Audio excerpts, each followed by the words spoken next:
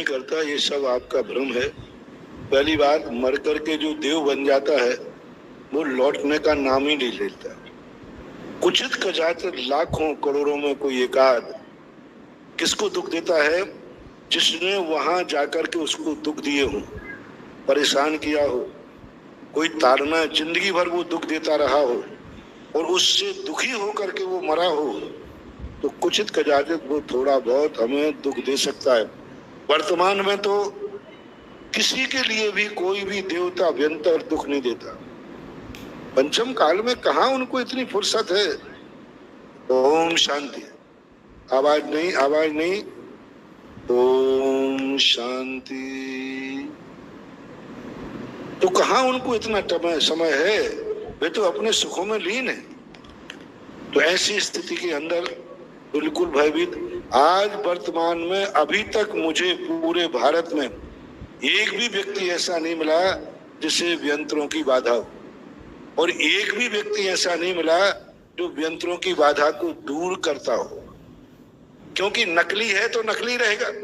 ये सब डिप्रेशन है, सब कर्म के उदय हैं। डिप्रेशन को लोग मान लेते हैं।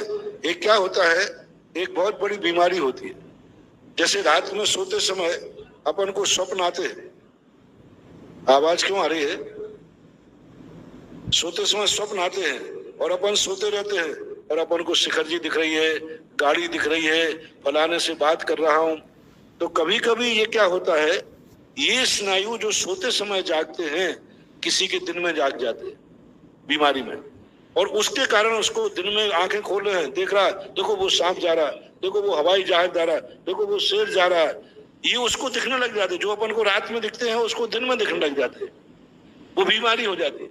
तो उसको लोग मानते हैं, अरे इसको दिख रहा था रात में, एक सफेद कपड़ा पहने महिला जा रही थी, एक फलाना जा रहा था। ये कुछ नहीं है। दिन में यदि ऐसे दृश्य दिखते हैं, निश्चित समझ लेना चाहिए आपको बीमारी है। अच्छे डॉक्टर का इलाज कराइए, यहाँ वहां के ढोंग धतूरे में मत पड़िए, क्योंकि ये बहुत भयंकर बीमारी है। दिन में दिख रहा है, वैसा बैठा है, वो कहता है देखो ये सांप जा रहा है, उसी को दिख रहा है, किसी दूसरे को नहीं दिखेगा, क्योंकि उसके वो स्नायु जाग गए जो सोते समय जागते थे। इसलिए आज वर्तमान में सब मन की फितूरियां हैं, और इतना पक्का है जिसको नमोकार मंत्र आता है, दुनिया की कोई व्यंतर बाधा उस घर में आ ही नहीं सकती, लग ही नहीं सकती। बस इतना हमारे आगम से प्रमाण है। जिसको नमोकार मंत्र आता है और नमोकार मंत्र जिसको पढ़ता है, उसको कभी कोई देवता आ ही नहीं सकते। हमारे शास्त्रों में एक कथा आती है, चक्रवर्ती को एक देवता मारने आया। तो पूरी कथा नहीं सुना रहा। तो चक्रवर्ती नमोकार मंत्र पढ़ने लगा। अब वो जब नमोकार मंत्र पढ़ रहा है, डर से पढ़ रहा है, तो भी वो देवता उसको छू नहीं पा रहा है। कह रहा है कि मैं इसको कैसे छूऊं, तो नमोकार मंत्र पढ़ रहा है, यानी देवता उसका कुछ भी नहीं बिगाड़ पा रहा है। जब उसने नमोकार मंत्र को पानी में लिख के पैर रखा, तब देवता ने कहा, दुष्ट मूर्ख, इसी नमोकार मंत्र के कारण तो मैं तुझे मार नहीं पा रहा था, और तूने इस पर पैर रख दिया, ले अब मैं तुझे समुद्र में फेंकता। उस कथा से हमें ये शिक्षा मिलती है, जिसको नमोकार मंत्र आता है उसको कभी ऊपरी बाधा हो ही नहीं सकती।